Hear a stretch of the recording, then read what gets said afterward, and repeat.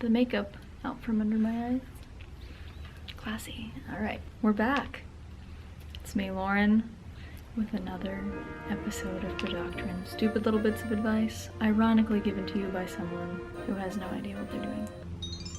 First thing, so t-shirts are obviously the superior apparel item. They are breathable, comfy. If you wear one loose enough, you don't have to worry so much about your pit stains showing. But apparently, we, including myself, are not far along enough in our evolutionary process to realize that t-shirts should be made the gold standard for all arenas of life, not just athletics and lounging and sleeping, but also in the field of professionalism.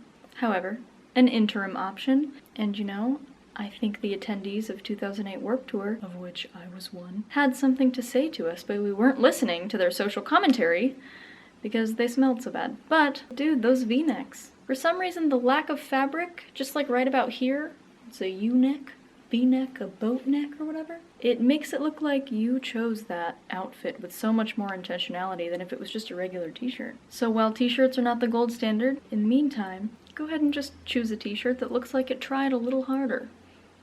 Second, stalking people on social media is a tired old sport, and people know that you're gonna do it, so they've curated their lives to look really nice.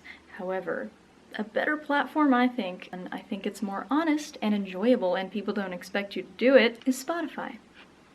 I love stalking people on Spotify. I love seeing what people are listening to.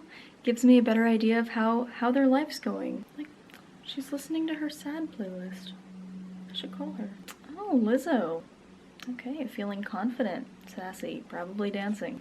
Number 3, you don't have to run to be fit or athletic.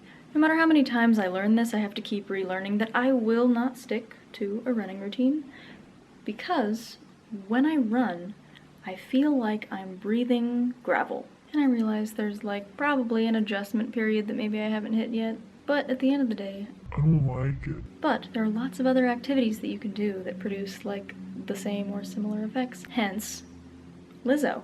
I love dancing. I'll do that. That's okay. Number 4, we've had the same social standard questions around for a bit now.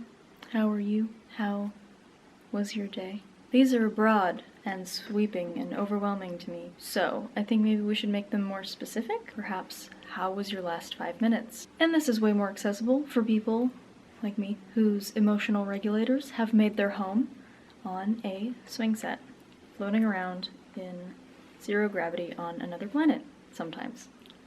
So like, how have your last 5 minutes been? Did you have an okay time finding parking at work today? Or like, if you could make this day into like an Urban Outfitters clothing item, what would it be? Like, it's like a lacy crop top, like a cream. It's pretty light, pretty flowy. I'm gonna say like platform, really thick platform shoes. Like, they're kind of uncomfortable, but also not as uncomfortable as heels.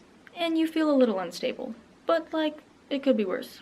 Or, side note, we could answer more specifically to these questions. So someone says, how are you? And you're like, well, earlier today, I was like, you know, I wonder if being a nun would really be that bad. It might be great. What's that like? What's that application process like? Can I become a nun? Let's try that. So if that's any indication of where I'm at. And the last principle is to talk to yourself. Because it's good to, verbally process things. In an accent. Now, me saying this may sound crazy and weird, but would you believe Mr. Rogers? Of course you would, because he was an angel, and you would believe anything he said. So he echoes my theory when he would use puppets to express emotions. Gives you some distance from yourself, so that you can be more honest.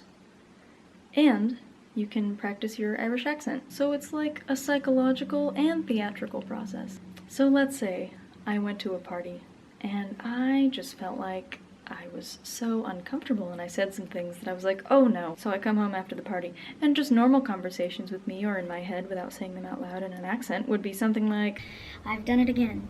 I am the epitome of discomfort. Maybe I should never talk to anybody. Ever. Oh well, guess I'll try to forget about it, but internalize the fear that I'm super awkward for the next 12 years or so. Let's see what effect the accent has on that reflection. Here's the deal. Here's the deal, Lauren. You just feel embarrassed, you know? You said some things that you wish you wouldn't have. Everybody does that.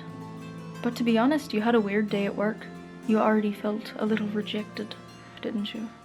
You said some things today and then people responded strangely, and that made you feel like they didn't understand what you were saying. So you went into the party already feeling a little inadequate and inept. Sometimes it happens, and you did your best. And also, people probably aren't even thinking about it. I know that doesn't help in the moment, but just know, let yourself have a break, eh? That is all. That concludes Bedoctrine episode 5. Thank you for watching.